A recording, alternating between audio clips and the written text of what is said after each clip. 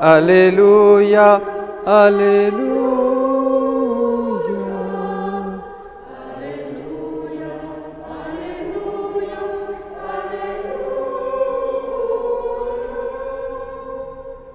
Le Seigneur soit avec vous. Lecture de l'Évangile de Jésus-Christ selon saint Matthieu. En ce temps-là, Jésus disait à ses disciples : « Veillez, car vous ne savez pas quel jour votre Seigneur vient. Comprenez-le bien. Si le maître de maison avait su à quelle heure de la nuit le voleur viendrait, il aurait veillé et n'aurait pas laissé percer le mur de sa maison. Tenez-vous donc prêts, vous aussi. C'est à l'heure où vous n'y penserez pas que le Fils de l'homme viendra. Que dire du serviteur fidèle et sensé à qui le maître a confié la charge des gens de sa maison pour leur donner la nourriture en temps voulu ? Heureux ce serviteur que son maître, en arrivant, trouvera en train d'agir ainsi. Amen, je vous le déclare, il l'établira sur tous ses biens. Mais si ce mauvais serviteur se dit en lui-même « Mon maître tarde », et s'il se met à frapper ses compagnons, s'il mange et boit avec les ivrognes, alors quand le maître viendra, le jour où son serviteur ne s'y attend pas et à l'heure qu'il ne connaît pas, il l'écartera et lui fera partager le sort des hypocrites. Là, il y aura des pleurs et des grincements de dents. Acclamons la parole de Dieu. Louange à toi, Seigneur Jésus.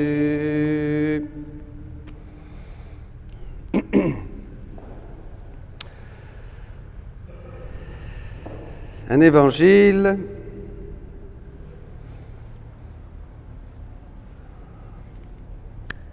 qui, encore une fois, on ne peut comprendre qu'à la lumière de la divine volonté, sinon c'est impossible.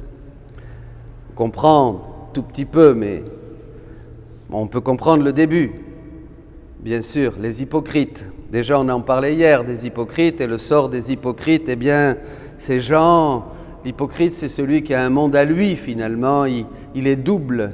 Il donne une apparence, mais il vit quelque chose d'intérieur qu'il ne révèle pas, qu'il cache parce qu'il veut arriver à ses fins. Il manipule, l'hypocrite vit dans le mensonge. Et l'hypocrite est surpris parce que Dieu est le maître du temps, maître de l'histoire, et il peut venir nous chercher à n'importe quel moment. Nous partagions ce matin avec notre ami, là, hop, voilà. Donc Jésus, ensuite, nous donne les bases, là. Il nous donne les bases du chemin qui va conduire au ciel, au royaume de Dieu. Et il nous dit donc, veillez, servez et priez, agissez. Veillez, priez, servez les autres, agissez. Voyez, c'est là qu'il va nous donner cette parabole pour que nous puissions faire tout par amour et veiller. Et qu'est-ce qui nous fait veiller ? Pour rester encore sur le texte là, qu'est-ce qui nous fait veiller ? Bien, c'est l'amour. Voyez, regardez un homme et une femme qui s'aiment, eh bien, ils sont tout attentifs l'un à l'autre parce qu'ils s'aiment. Et c'est toujours l'amour. C'est pour ça qu'il faut demander l'Esprit, il faut que l'amour nous maintienne éveillés, comme disait Élisabeth de la Trinité qu'on citait, hein, tout éveillé dans ma foi, hein, une foi vive, une foi hein, où on voit Dieu partout, la foi qui spiritualise tout, la foi qui fait voir Dieu dans les événements, la foi hein, qui nous ouvre le chemin, tout éveillé dans l'amour. Alors là, évidemment, il y a une récompense. Le maître est content, dit la parabole, et il nous donne en abondance, il nous établit bien sûr, comme nous avons fait ce que nous devions faire, nous avons servi les autres et nous l'avons servi à lui aussi, parce que nous étions éveillés dans cet amour, dans cette foi, en l'attendant, lui qui peut venir à n'importe quel moment, c'est ça, la vie humaine. Et bien, et ensuite, donc il nous récompense et il nous établit. Il nous établit, voilà, avec lui, voilà, parce que nous avons été fidèles. En fait, pourquoi ?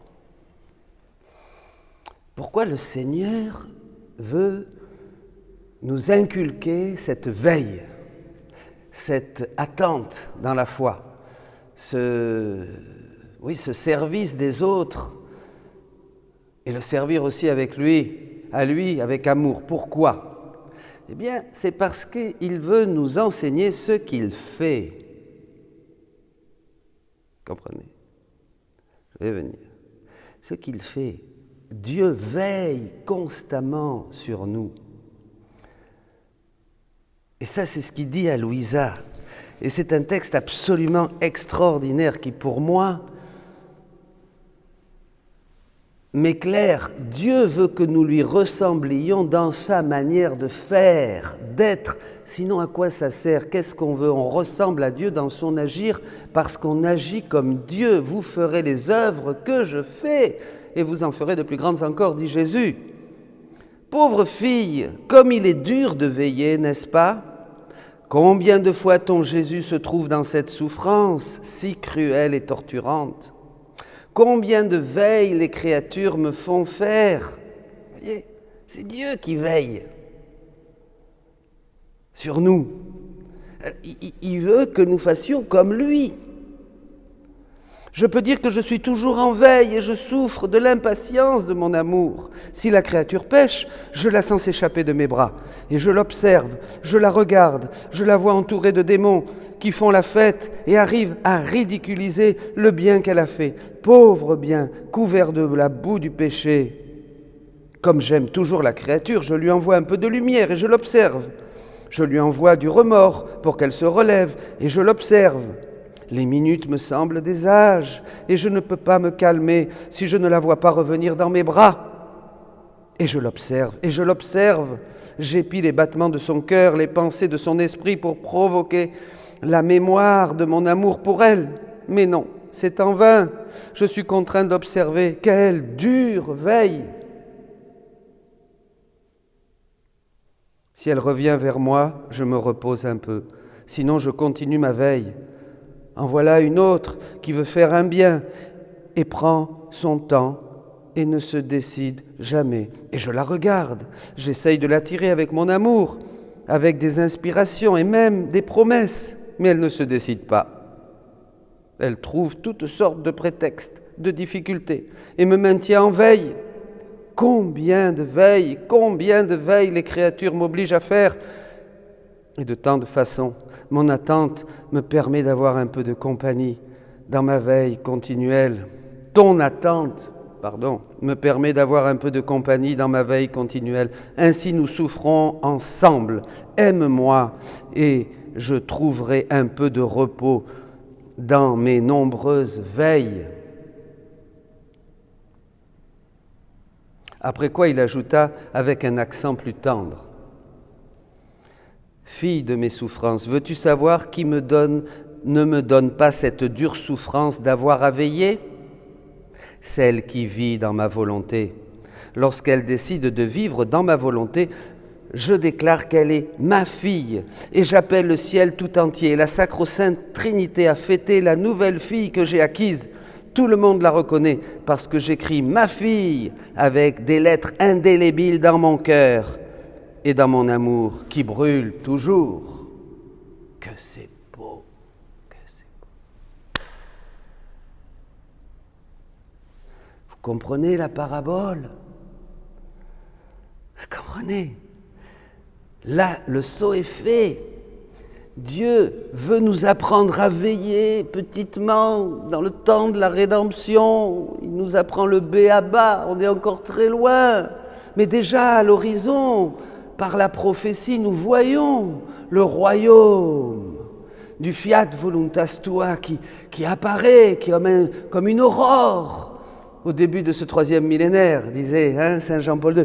Et alors il nous apprend, mais là on est au b.a.-ba, il nous apprend à veiller, il nous apprend à être éveillé dans l'amour, à l'attendre, parce qu'il vient, parce qu'il veut venir, parce qu'il voudrait que nous travaillions pour sa gloire, que nous nous aimions les uns les autres.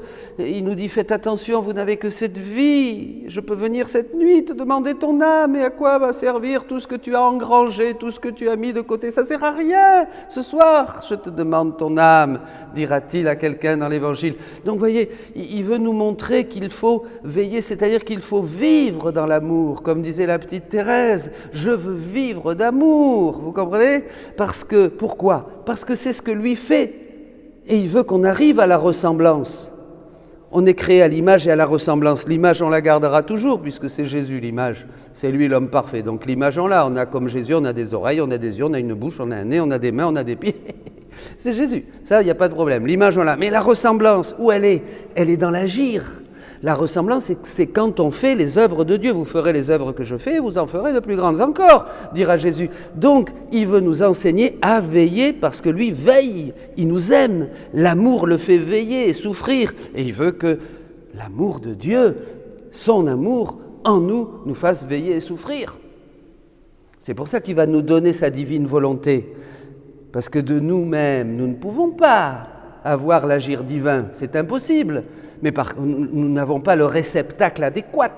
Vous comprenez, nous ne sommes pas disposés, nous n'avons que de l'humain. On ne peut pas faire du divin avec de l'humain, ça n'existe pas. On ne peut pas faire du moins, on ne peut pas faire du plus avec du moins. Bon, eh bien, qu'est-ce qu'il va faire? Donc, il nous fait le don de sa divine volonté. Le plus grand, je vais te faire le plus grand des dons, afin de nous donner tout ce qui est nécessaire et que nous devenions ce réceptacle capable de faire les œuvres de Dieu.